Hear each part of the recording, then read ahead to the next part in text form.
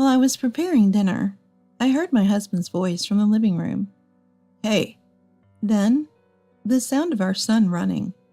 It seemed he was talking to our son, but it wasn't clear. What's up?" I responded to the voice. Then my husband Evan replied, "Polly, turn off the TV." "You left the remote on the floor, didn't you?" I said to Evan. "What? So it's my fault now?" That's how the argument between us started. Things escalated from there. My name is Emily. I'm 29, working part-time. My husband Evan works for a major company and is 5 years older than me. We met at a party organized by a friend. After dating for 2 years, we got married. Evan was a bit passive, but we seemed to get along peacefully and had a good connection. We were blessed with a child, a son named Polly, now 4 years old. I took maternity leave when Polly was born, but now I'm back to working full-time. Honestly, handling household chores after a full day of work is tough, but I persevered for Polly. His smile is what keeps me going. I pack up at work, say goodbye to my boss, and head home. Today, I got a bit late. I hurried to the car and drove to pick up Polly from daycare. After parking, I rushed to the daycare classroom and found Polly playing with his teacher. Seeing me, he came over with a smile. That melted away all my fatigue. I bid the teacher goodbye, and hand in hand with Polly, we smiled our way back to the car. Once home, the real rush begins. I have to start making dinner. Home at last! I open the door with Polly and find shoes scattered all around. I tidy them up and walk with Polly into the living room, where Evan is lying on the floor under the table watching TV. "You're home already?" "Yeah, just had meetings today," he replies without taking his eyes off the TV. I half sigh, half laugh at the sight of him. "Hey, did you do any housework?" No," he responds nonchalantly, prompting a sigh from me.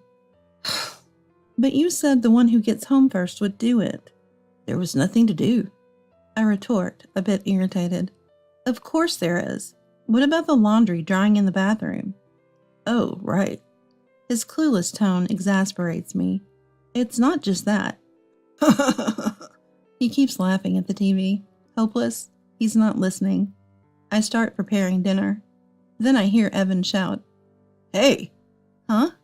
After a moment of silence, Polly starts crying. "What's wrong?" "Polly turned off the TV."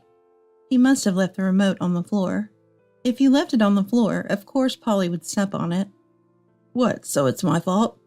Evan retorts, sounding annoyed. "Well, it can't be helped, right? No need to yell." "Whatever." Evan walks off to another room. Really? Who's the child here? I continue with dinner, unbothered. Finally, dinner's ready, and I go to call Evan. "Dinner's ready. Hey." No response. Is he ignoring me? That's what it seemed like. Then the door opens, and Evan comes out expressionless. He doesn't say a word to me. He just sits at the table and starts eating. "Here we go again," I mutter to myself. Evan has this habit. When he's upset, he ignores people. It's really tiresome. I've been turning a blind eye, but it's honestly draining. I know it won't end unless I make the first move. Evan's just like that. Unaware, our son Polly says, "Let's eat." He starts eating the curry I made. "Curry's yummy," he says with a smile. It is, isn't it? I can't help but smile back. "Hey, Daddy." Polly tries to talk to Evan. Evan doesn't respond at all. Unbelievably, he's even ignoring our son Polly. I'm irritated, but don't want to fight in front of Polly, so I hold back. Daddy's just thinking about work right now. "That's right." Polly starts eating again, seemingly unbothered. "There's more if you want seconds." "Okay." Watching Polly's carefree smile is reassuring. I wonder if Evan remembers our plan to go to the aquarium the day after tomorrow. I'm really worried about it, but since we can't talk, there's no way to confirm. Feeling anxious, I decided to go to bed, as I was tired today. But the next day, Evan continued to ignore me. In the morning, he got up and left the room without a word, passing by me with a blank face. The air was tense from the start. It was a terrible morning. The situation always drags on. I could apologize to make him feel better, but I don't think I did anything wrong this time. I can't bring myself to apologize for something like that. It's unreasonable to take it out on Polly, even if it's his own fault. If I apologize now, I'll just end up bottling up my stress until I explode. Then Polly ran up and hugged Evan. And Evan said, "You stink. Don't talk to me." Stink? Who does? It's Polly. He's had an accident again. I thought it couldn't be true since Polly sleeps with me, but there was a smell. Oh, when did this happen? I changed Polly's clothes. But Evan shouting at Polly showed he was still in a bad mood. Evan rarely shouts, so I knew this wasn't a good sign. Evan got dressed and left for work. Tomorrow is the day we promised to go to the aquarium as a family. I tried to forget about Evan's mood and prepared for the aquarium trip. I wondered when Evan would come home today. That's what I was thinking. I decided to use the shark backpack with a zipper we bought at the aquarium last time for Polly's bag. "This is your bag, Polly." "Yay, it's cool." Polly's smile with the backpack on his back made me smile too. We were happily preparing. Still, there was no word from Evan. As night fell, he neither called nor came home. "Let's eat dinner, Polly. Daddy won't be back for a while." "Okay." We ate dinner without Evan. "Tomorrow is aquarium day," Polly said with a smile. "Yes, it is," I smiled back. Honestly, I didn't know what to do anymore, so I decided we'd go out, just the two of us. "Polly, let's go to the aquarium, just us tomorrow." "What about Daddy?" Polly looked puzzled. "Daddy seems to be busy with work." "Oh, I see. Okay." With no contact from Evan, I couldn't wait any longer and decided it was best to just go the two of us. Besides, I didn't even know if he remembered our promise, so I made up my mind to go alone. I didn't want to go out with someone who ignored me. It would be fun with just the two of us, I thought. "Daddy's mad about something, huh?" Polly seemed to sense something. "Really, I don't understand. Maybe he's just tired. Let's just go by ourselves tomorrow." "Yeah, I'm excited." Polly seemed happy, and I felt a bit relieved. We finished dinner and we were getting ready for bed when a message came on my phone. 1 penny per character. I was taken aback. It was a message from Evan. 1 penny per character? I didn't understand, but replied, "What are you talking about? By the way, Polly and I are going to the aquarium alone tomorrow." Then he replied, 25 characters, 25 cents.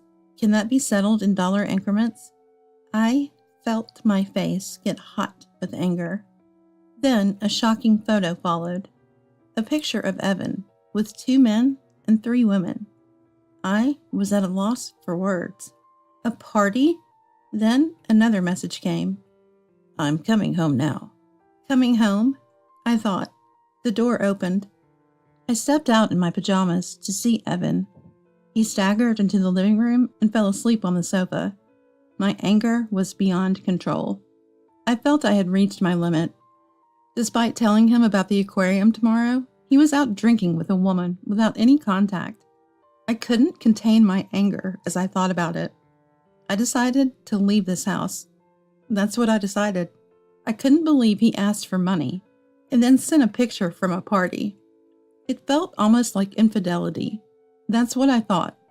I left Evan as he was and went to my room to pack my things. After packing, I called my friend Wendy, who lives on the floor below. "Sorry, can I stay over tonight?" "Now? At this hour?"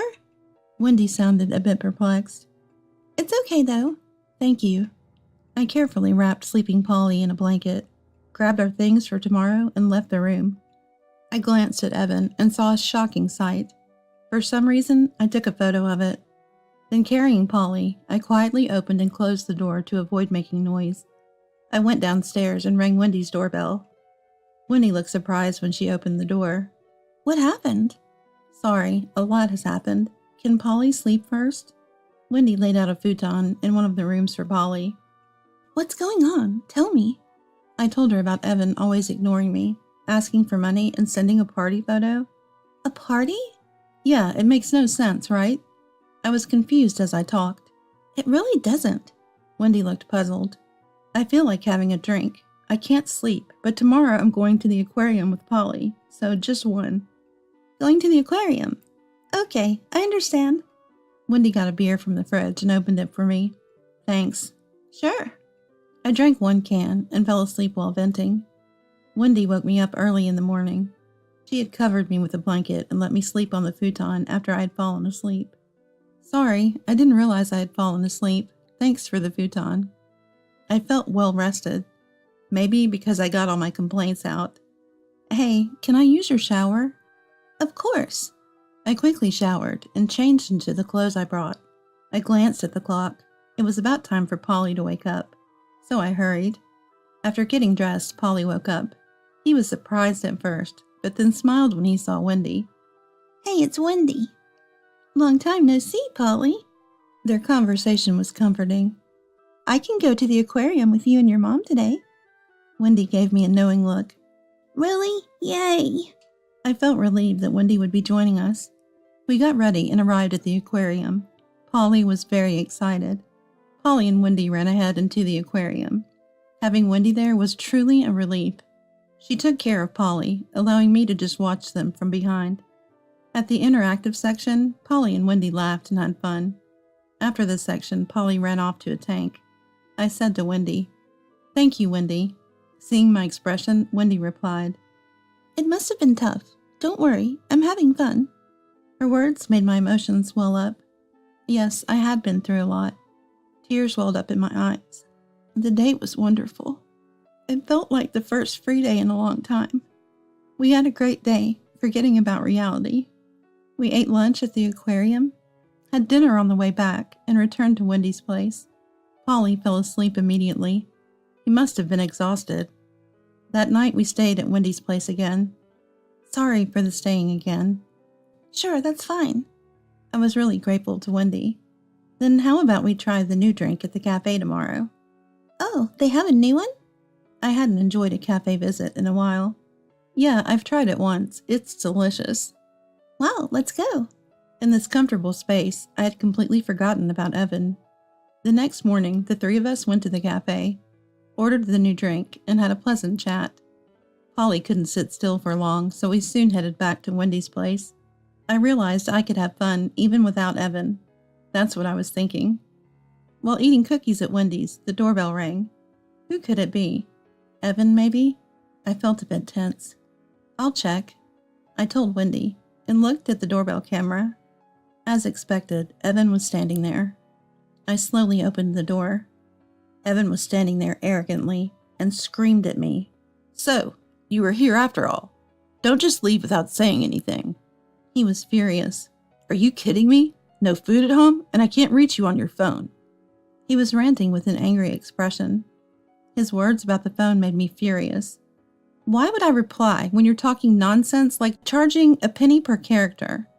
I faced Evan squarely and said, It's not my fault. Why are you acting like the victim? Evan looked around, surprised. I had blocked all notifications from Evan. I even set my phone not to ring for his calls.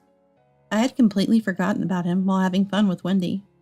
Hearing the commotion, Wendy came out.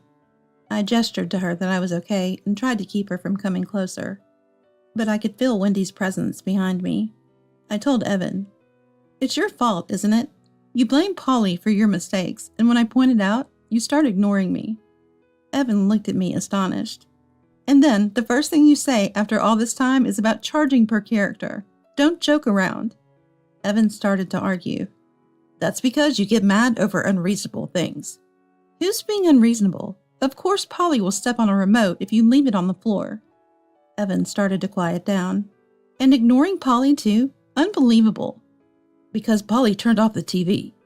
I felt my face getting hot. So how many times do I have to tell you? It's your fault, and you ignored him because he turned it off. I was speaking with intense emotion. Don't be absurd. How old do you think Polly is? Evan, overwhelmed by my accusations, had nothing to say. Who's the child here? Ignoring someone when you don't like something? And this, what about this picture? Picture? I took out my phone and showed Evan the party picture. What's this? Evan looked pale. That guy sent it, didn't he? Later, I found out it wasn't Evan who sent the picture, but one of his friends. It was an unfortunate picture for Evan, undoubtedly. What's this all about? I'm sorry. I demanded an answer. Sorry?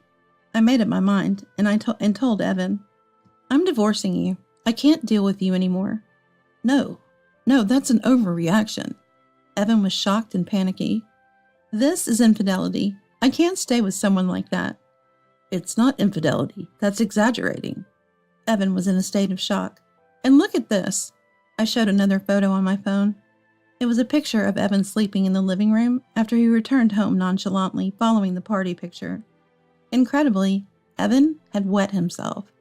I had captured this shocking moment in the photo. I showed Wendy the photo. Oh, Wendy looked bewildered. Hey, stop it. Stop it. Evan was panicking. Also, maybe it's just me, but the other day when you yelled at Polly for smelling, that was you, wasn't it? Evan looked caught off guard. What? That day, Evan had woke up staggering. I found a lot of alcohol cans in the room and realized he'd been drinking heavily. And probably he was the one who had an accident, not Polly. Polly hadn't wet himself that day. I sighed when I told Wendy. I don't think I can be with him anymore, Wendy. Uh-oh? Evan was stuttering, unable to find words. Then Polly came over. Daddy? Hey, Polly. As Polly approached innocently. Polly, let's go wash your face first. Wendy took him away. Evan started. I'm sorry. I'm tired from work and everything. I apologize. That party picture, that wasn't me. I didn't know anything about it. He was clearly lying. Not you? That's different. Really. I'm sorry for ignoring you. And the money thing. Evan, begging, began to cry in front of me. I'll say it again. I can't do this anymore. Please. Let's divorce. Goodbye. I slammed the door. I ignored Evan shouting outside. It faded away, and everything was quiet.